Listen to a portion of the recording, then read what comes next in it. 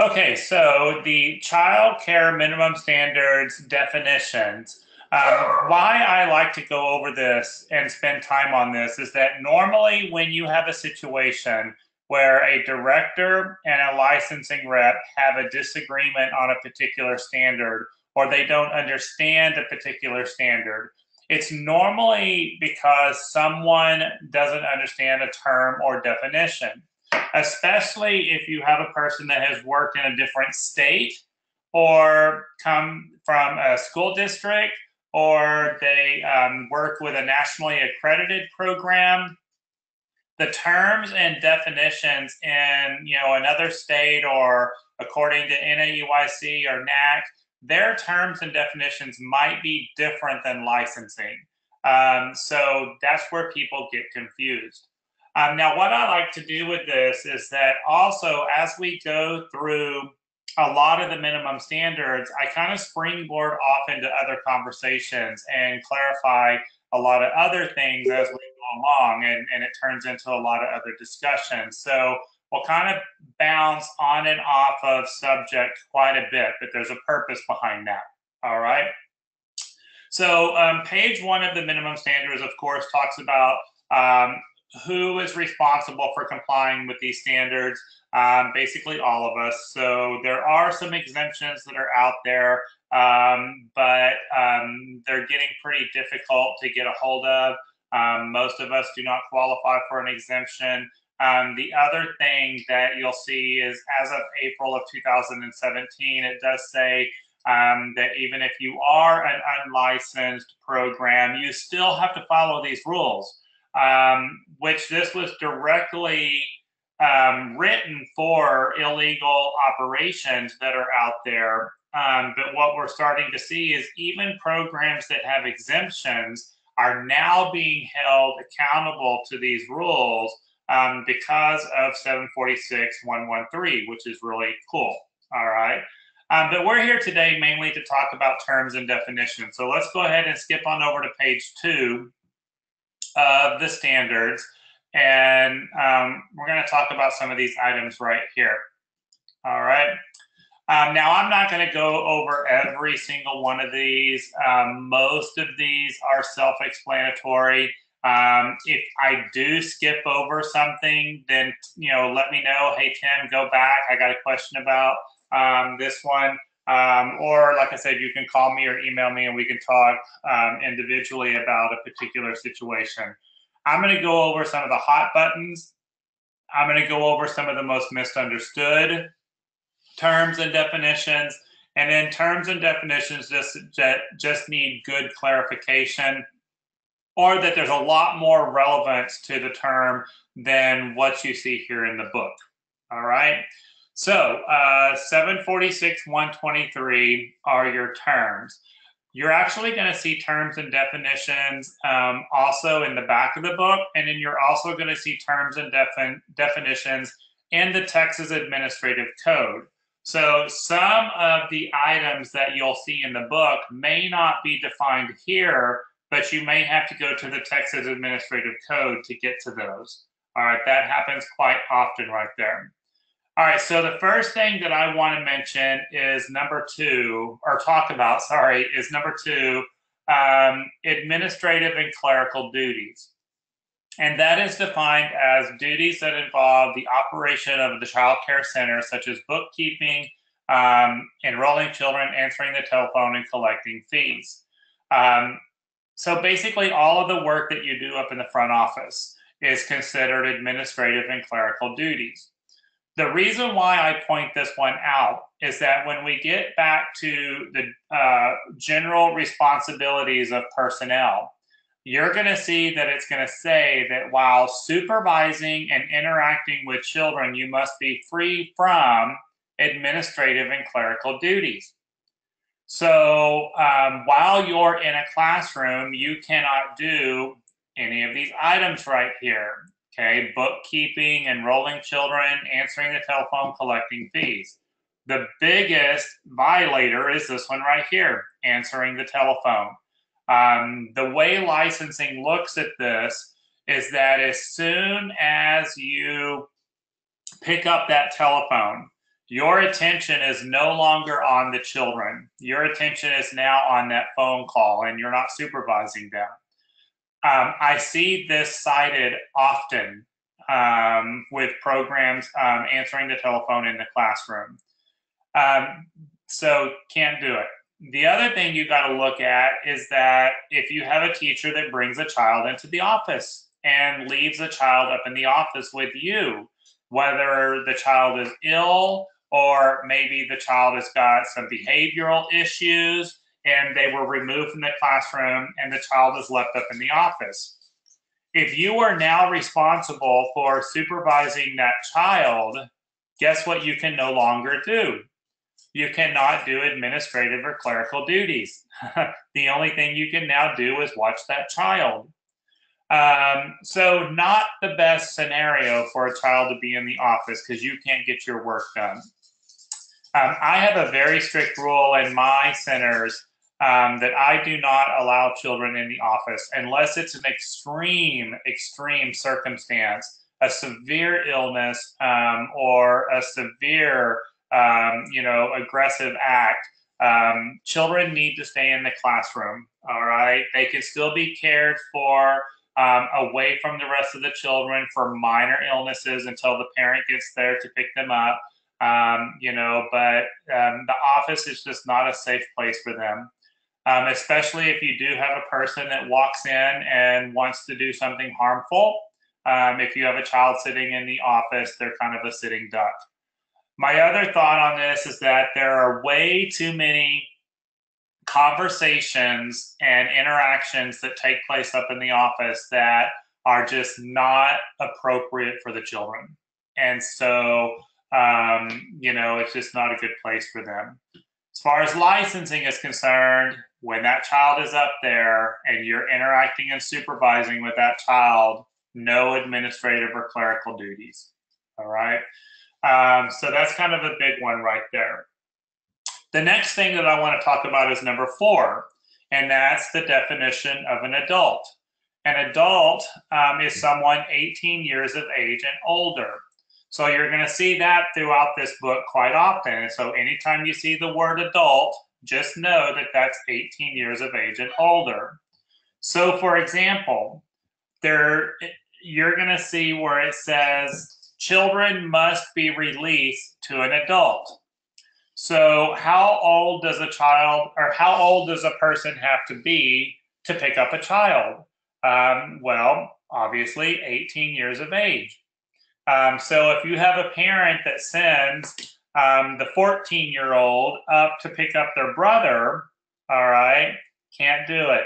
Has to be an adult. There are 2 exceptions to this rule right here. A person under the age of 18 may pick up a child. You may release a child to this individual under 2 circumstances.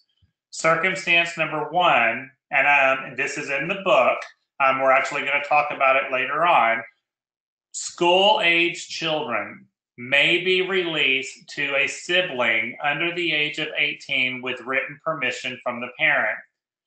But that only applies to school-age children, which are defined as 5 years old and up who attend a public or private school. So your infants, toddlers, pre-kindergarten children must be picked up by an adult. The only other exception to this is that if the parent themselves is under the age of 18, they may pick up the child. Okay. In the state of Texas, a parent always has a right to access their child, and we can never deny a parent access to their child. So if you have a 15, 16, 17-year-old parent, obviously they have a right to their child. Okay. And we do see that quite often. Okay. So just be aware of that. All right. Moving on, you're going to notice on number 8, they now have a definition for a bouncer seat. You're going to see a couple of these listed in here now, where they're going to talk about children that are in a restrictive device. they had to go in and define what is a restrictive device, because the new rule that as of April of 2017, children cannot sleep in a restrictive device. So just to clear all of that up, they had to define everything. Okay, a bouncer seat, a swing, an exerciser, a high chair. Those are all considered restrictive devices. Children cannot sleep in them. If a child falls asleep in a restrictive device, they have to be immediately moved to the crib or the cot, depending on the age of the child. So I know that we're coming up on a year that we've had this rule, but it's still taking some people some time to get used to this. I still walk into infant rooms and find children sleeping in a swing, and I, have to say, hey, you can't, that child can't sleep in that swing. You've got to move them to the crib. And the teacher says, oh, Mr. Tim, they just fell asleep. I'm like, yeah, they're snoring like an old man, okay? They didn't just fall asleep. Either way, it's the moment they fall asleep, they've got to be moved to the crib. Now, remember, you can get that infant sleep exception form that is filled out and signed by a healthcare professional, that if there is a medical reason for a child to sleep in an upright position, so in that swing and that bouncy, because of like reflux or whatever the medical condition, with that sleep exception form, then they would be allowed to sleep in those devices. But again, that has to be filled out and signed by the child's healthcare professional. That form can be downloaded and printed off of Child Care Licensing's website. Okay. I kind of see this like the food allergies that changed back in September of 2016. As soon as we had to have that food allergy emergency plan filled out and signed by the healthcare professional, half of our children with food allergies were cured instantly. So it was just amazing. And I see the same thing happening with the sleep exception form. All right. Like I said, you'll see this a couple of different times in here because they kind of go through each of the different items. Number 9 is the definition of a caregiver. Now, the reason why I point this one out is that you're going to notice between number 9 and number 20 that there is a difference between a caregiver and an employee. Number 20, an employee is anyone that works in your facility. This could be, caregiver, it could be director, it could be kitchen staff, it could be office staff, administrative staff, director, assistant director, owner. Any adult in your facility is considered an employee. A caregiver, number 9, is anyone who is counted in child staff ratio, okay, or anyone that's given the responsibility of supervision of children. You could have employees in your facility that do not meet the qualifications for a caregiver. I don't encourage that you do that, though. I do encourage that everyone that you hire and have in your building meet caregiver qualifications, just to keep it clean and simple. When you start having employees around that cannot go into a classroom, it gets really muddy. And do they or do they not have direct access to children? It's a big interpretation issue. I just encourage everyone meet caregiver qualifications. And there'll be another webinar on personnel, and we'll go over those qualifications in that webinar. All right. But here are your 2 different definitions, and I like to point those out right there. All right. Let's go on over. Number 17 is going to talk about clock hours, attendance in an instructor-led training, and self-instructional training. You're actually going to see these 3 different times in terms and definitions. Before we even get to professional development, you're going to see this 3 different times. the way it's always been is that you can get your training through either self-instructional methods or instructor-led. And up until 2016, 50% of your training hours can be done through self-instructional material, the other 50% through instructor-led. Well, that all changed back in September of 2016. It now says 80% of your training can be done through self-instructional training, and then the rest of it through instructor-led. But then they also threw in what's called self-study training, and no more than 3 hours can be done through self-study, okay? Well, when they changed that in 2016, it just created a big old mess, and there was a lot of confusion on what is the difference between the 3 different types of training. So when they updated the standards in April of 2017, they had to clean this up so that everyone could get on the same page and everyone could understand the difference between the 3. So that's why you're going to see this mentioned a few times, all right? This is the first one right here where it talks about clock hours. We're going to go into each of these definitions a little bit more thoroughly here in just a second, all right? Very good. Moving down to number 25. Number 25 is kind of a big one. The definition of frequent, which is more than 2 times in a 30-day period. This is not a new definition per se.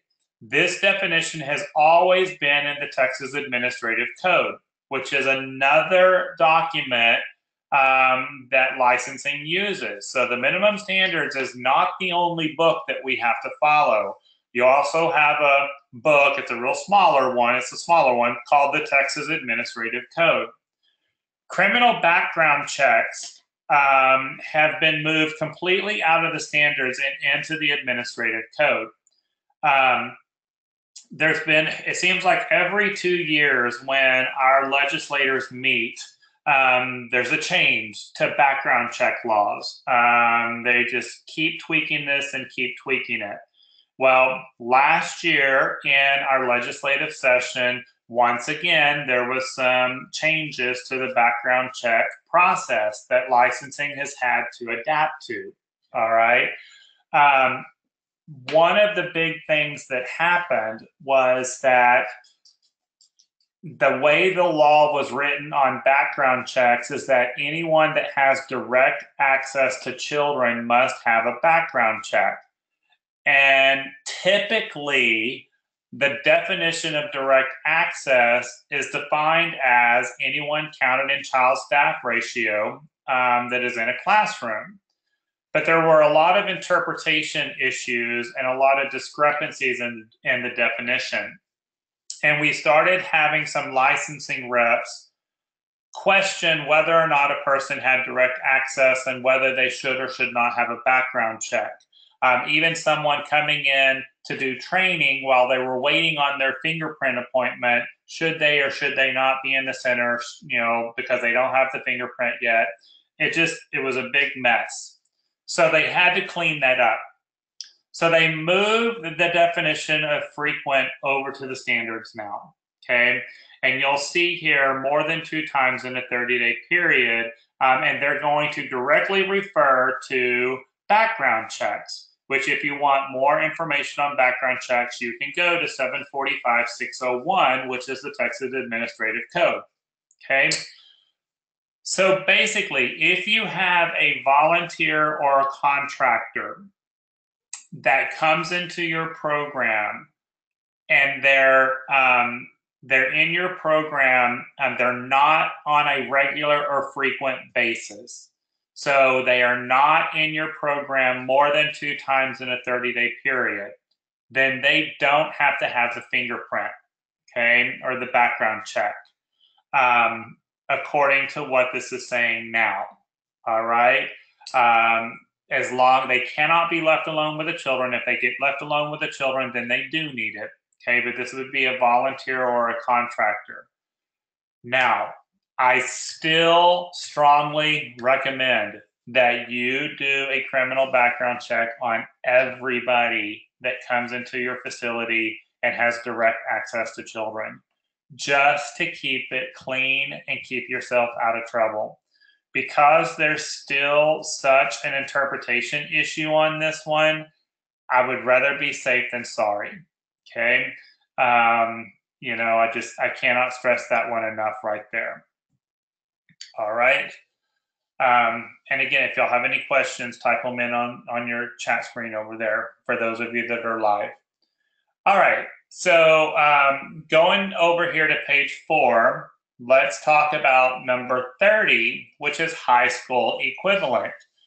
Of course, to be a caregiver, one of the qualifications is that you must have a high school education. And they're going to define that as a high school diploma, a high school certificate of completion, or a high school equivalent. So that obviously would be your GED program. It could be a high school certificate of completion. There are a lot of children that complete high school, but they can't get their diploma because they can't pass the standardized test. So if they can't pass the standardized test, then they're given a certificate of completion. Licensing will accept that. The other thing that you're going to see that's new as of April of 2017 is they've also added the confirmation that a person received homeschooling. Okay. There's a lot of children these days that are homeschooled or that attend some type of private schooling. Licensing will recognize that with the appropriate documentation as well. Okay. So this was a good cleanup as well. Really good stuff. All right. Number 32 is a big one also, and that's the definition of an infant. Okay. An infant, according to licensing, is defined as a child birth through 17 months. Okay. The reason why I say this is a big one is that if you come from another state, or if you are familiar with a nationally accredited program, they will define infants as birth through 12 months in a lot of situations. So you got to make sure that you're with licensing, it's birth through 17 months. I'll use myself as an example. In my schools, I always have 3 different quote unquote infant rooms. I divide them up with non-mobile infants, which is typically like a 0 to 6 months. And then I'll have what I call my mobile infants, which is typically 6 months to 12 months. So once they start crawling, they go to the mobile infant room. And then once they start walking, I move them to what I call my young toddler room, which is typically 12 to 17 months. Now, even though I call it my young toddler room, licensing still refers to it as an infant room. So when we get to the basic care requirements for each of the different age groups, I've got to make sure that I'm meeting all of those basic care requirements for infants in that 12 to 17-month-old room. Okay. And it's usually like the adult size chair is what's missing, those type of things. All right, but refer to the basic care requirements for the different age groups for clarification. Don't want you to get caught on that one. Happens often. All right, very good. All right, here we go to 34, which is where we get the clear definition of what is instructor-led training. All right. That is a training characterized by the communication and the interaction that takes place between the student and the instructor. All right, so there's interaction opportunity. There's an ability to communicate between the instructor and the trainee. The training must include an opportunity for the students to interact with the instructor to obtain clarification and information beyond the scope of the training material.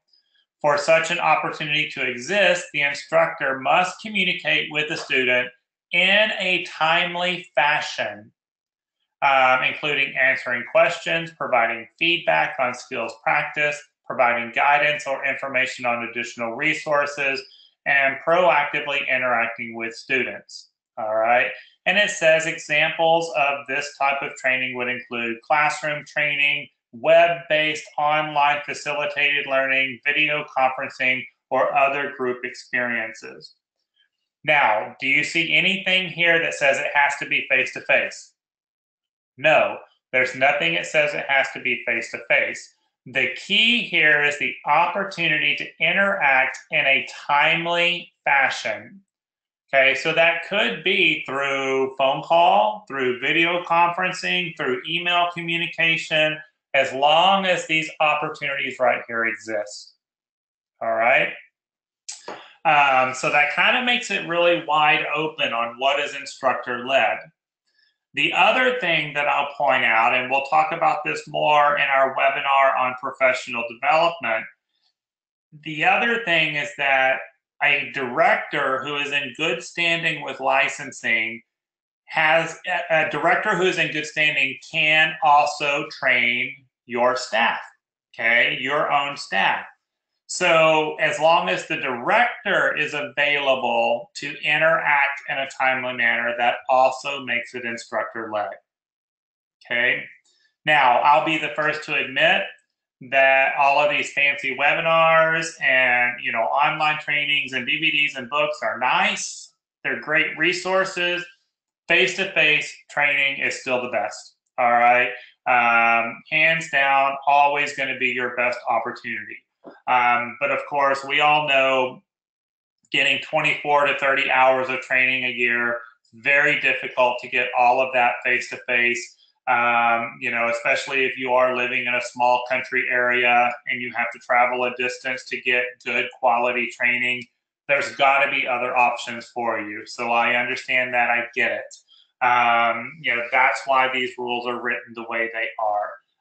Hands down, I would rather be with y'all face-to-face than a situation like this. All right. This is nice, but I like to see your pretty faces and have that opportunity to interact. All right. We're going to talk about this a little bit more in just a minute, so don't worry, it's not over with. 35 is a huge definition that we need to go over, and that is janitorial duties. Now, in April of 2017, licensing did a really good job of cleaning this one up. It was one of the most misinterpreted standards in the book. I think it's getting better.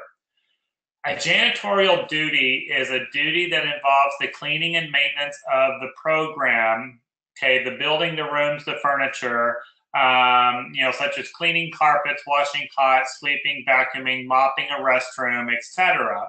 So basically your daily cleaning responsibilities, that is considered a janitorial duty.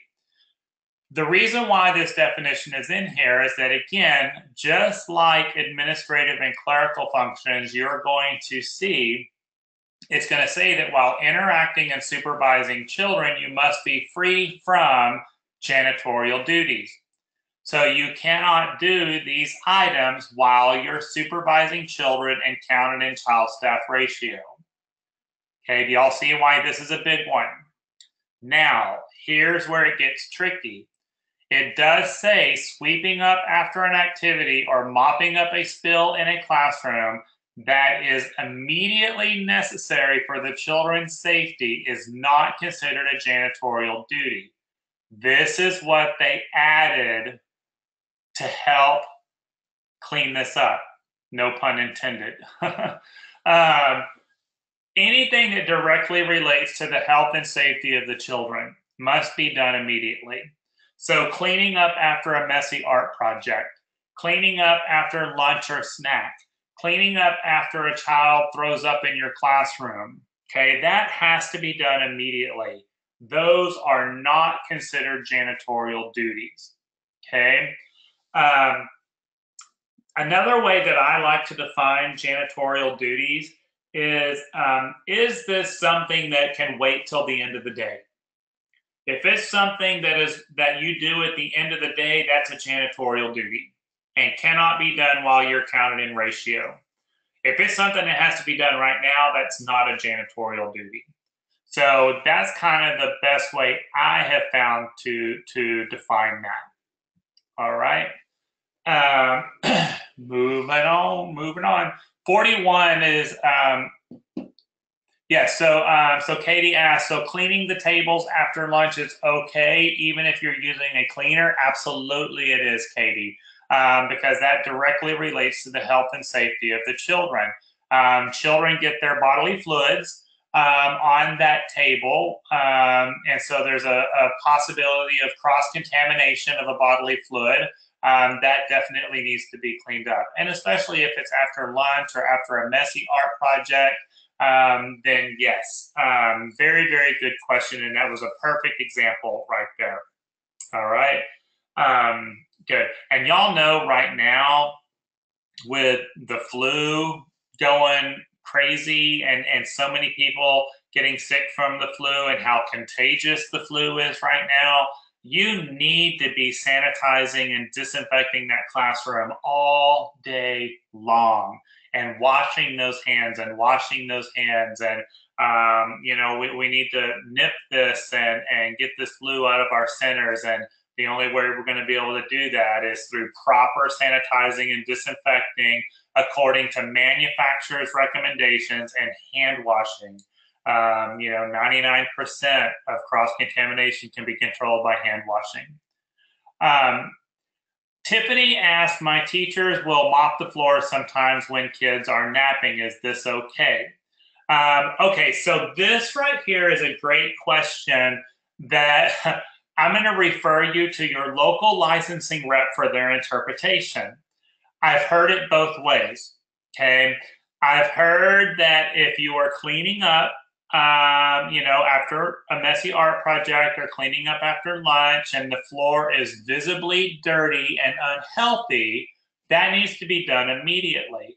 And as long as you're not slapping the kids in the face with the mop, or the child is not having to breathe in the fumes from your disinfectant that's so far down to the ground, you should be fine. You should be fine mopping as long as you're not doing those two things. However, if you are mopping right up next to the mat, or the smell of the chemicals is really strong down there, I would probably think twice about that. All right.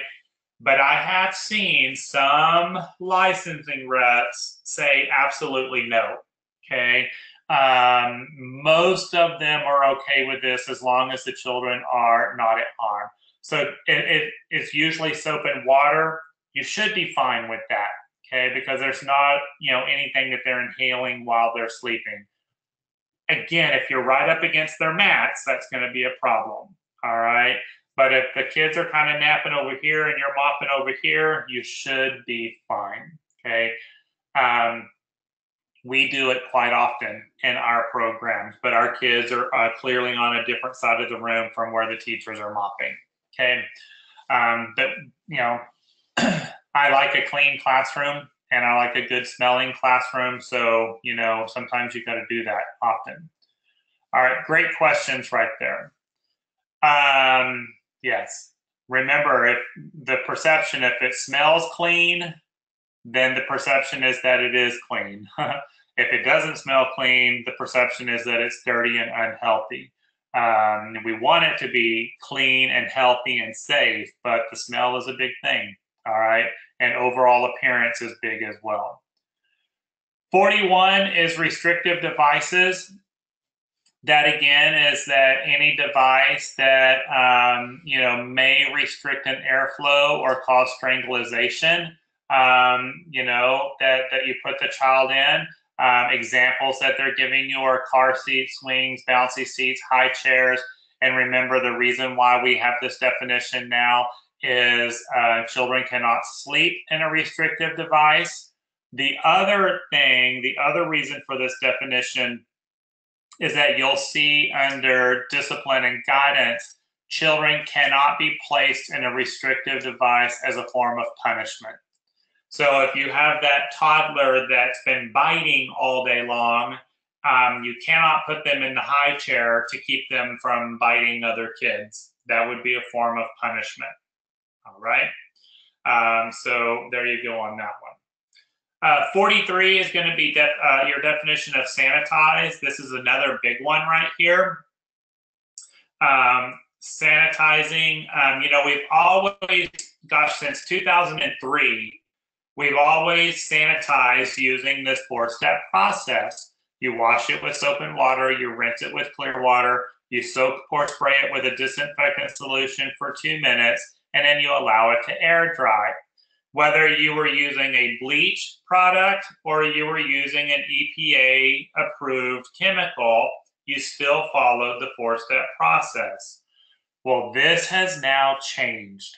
As of April of 2017, you're going to see now that if you're using an EPA registered and approved product, the chemical has to have an EPA registration number on it. It has to say that it can be used in a hospital or clinic, and it has to say that it's safe to use around children. If those 3 items are there, you're now going to follow the manufacturer's instructions for sanitizing. So it's really important that you want to look and see, are there instructions for sanitizing on that alternate chemical? And if there are, then you're going to follow those instructions instead of this 4-step process. Now, it has to specifically say instructions for sanitizing, not disinfecting, okay? Most of them will have it, all right? Now, if you are still using bleach, okay, I encourage you to stop, because bleach is really, really bad, but it's still allowed. Then you will still use the 4-step process. Now, you're also going to notice that when we talk about sanitizing, the chapter and minimum standards for health practices, this has completely come out of the health practices chapter and is now here in terms and definitions. So you want to refer to page 5, number 43 for your sanitizing. Okay, so like I said, that's kind of big. Now, what we're starting to see is that a lot of your local health departments will have some higher standards when it comes to sanitizing than what the minimum standards has. So you want to check with your local health department to see if they require anything out of the ordinary here, okay? I've got one city in particular that my health department requires a little bit more than licensing when it comes to sanitizing. All right, so you'll just need to check on that in your area.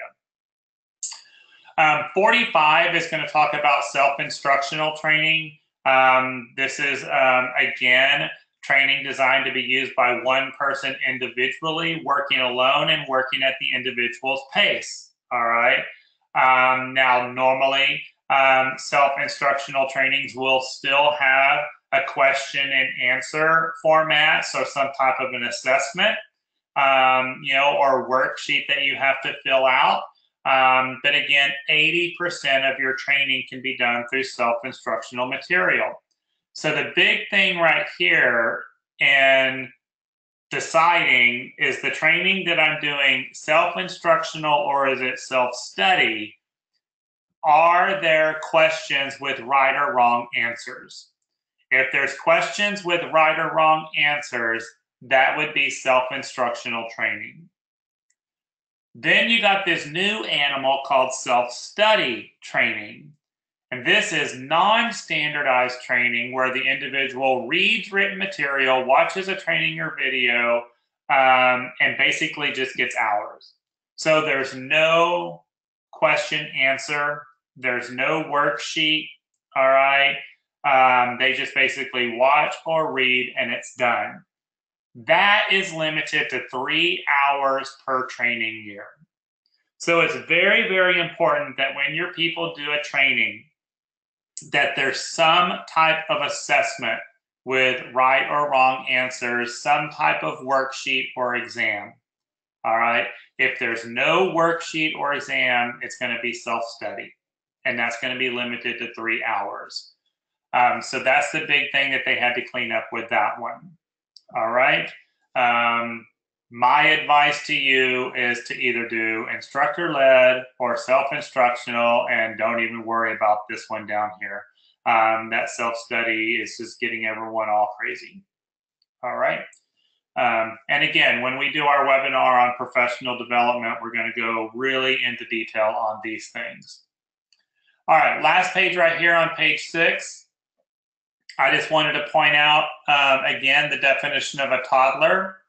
A toddler, like infants, the definition is a little different. A toddler is a child 18 months through 35 months. So even though I call my 2-year-olds, this is my 2-year-old classroom, licensing calls them toddlers, okay? So again, when you get to the basic care requirements for the different age groups, your 2-year-olds will follow the basic care requirements for toddlers. All right, so that is a big one right there. Okay, very good. That's basically all of the big terms and definitions that I wanted to go over. We went a little bit faster through this with not as many questions, and since this is webinar based, so I kind of figured that would happen right there.